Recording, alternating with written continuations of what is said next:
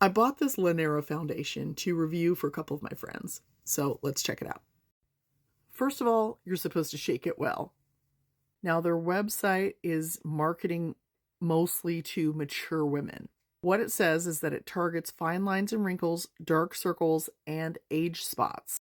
It's supposed to be full coverage. Whew, that's a lot. It's supposed to not settle into fine lines and wrinkles.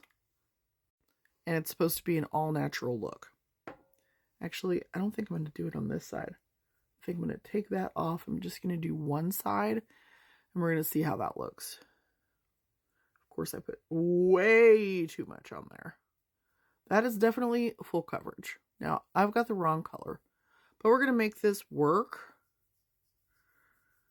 I'm just going to use my fingers. I've got too much here, but I'm going to use my handy little blender to blend it out. Just buff and stipple, buff and stipple.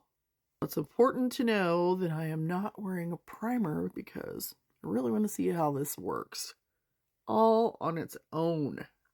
And I had to use my super blender to make sure I didn't have too much of that stuff on. And I'm actually going to try a little bit on my eyelid as well.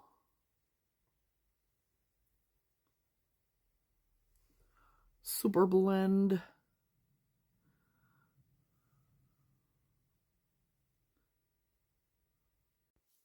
This is $29 on sale on their website.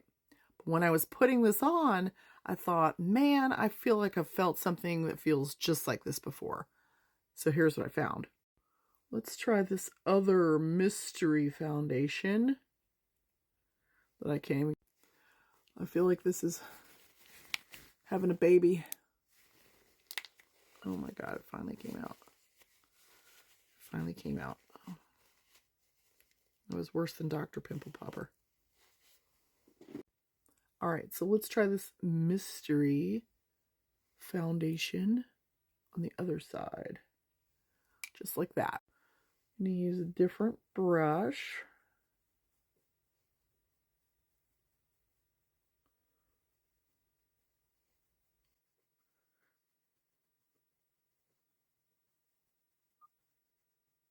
Take it all over.